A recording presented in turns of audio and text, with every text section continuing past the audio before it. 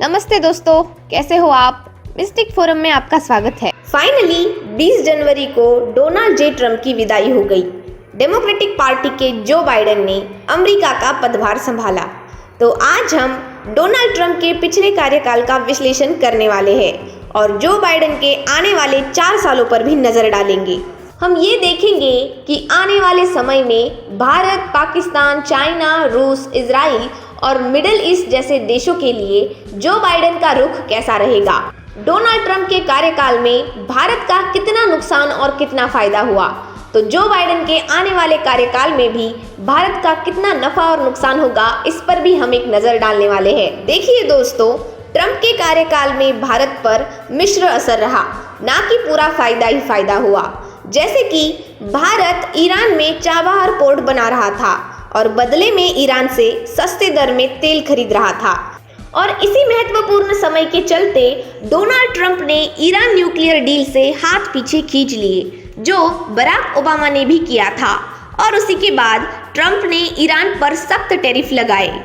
इतना ही नहीं, भारत को ईरान से तेल न खरीदने पर भी मजबूर किया, लेकिन भारत के विनती पर ट्रंप ने चाबहार पोर्ट को रियायत दी।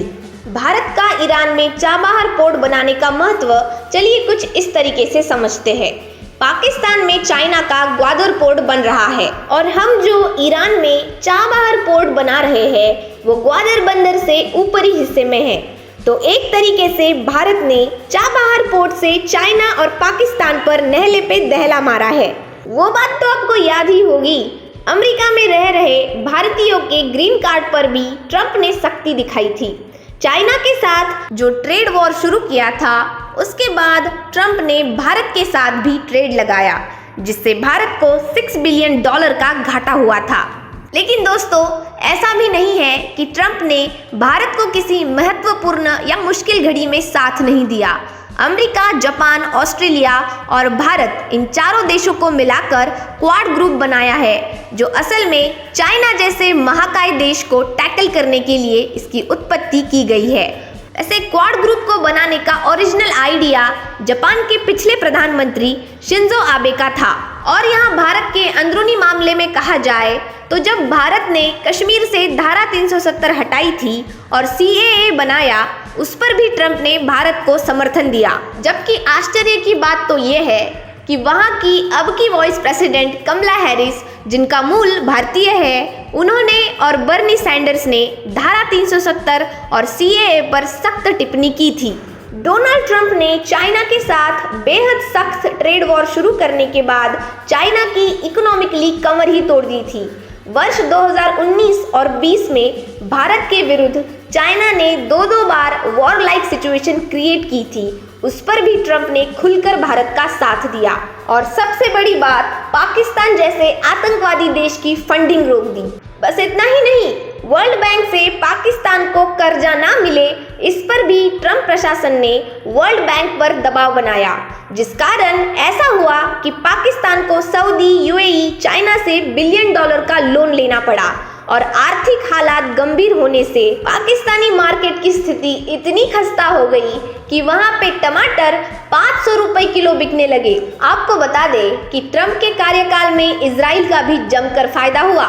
जैसे कि ईरान पर ट्रंप ने आज तक जितनी भी सख्ती दिखाई थी, उसके पीछे इजराइल का बहुत बड़ा रोल था। ईरान के साथ न्यूक्लियर डील से पीछे हटना हो, ईरान के न्यूक्लियर प्रकल्प नतांज पर हमला करके उसे नष्ट करना हो, या ईरान के सीनियर परमाणु साइंटिस्ट मोहसिन फकीरजादेह को मारना हो, इन सभी घटनाओं पर डोनाल्ड ट्रंप को इजराइल से पूर्णतः समर्थन मिला था। भारत की रूस के साथ S-400 की डील हुई है, उस पर ट्रंप प्रशासन छूट देने वाला था, पर अब जो बाइडेन उस पर CAA TSA लगा सकते हैं। तो चलिए अब बात करते हैं जो बाइडेन प्रशासन की।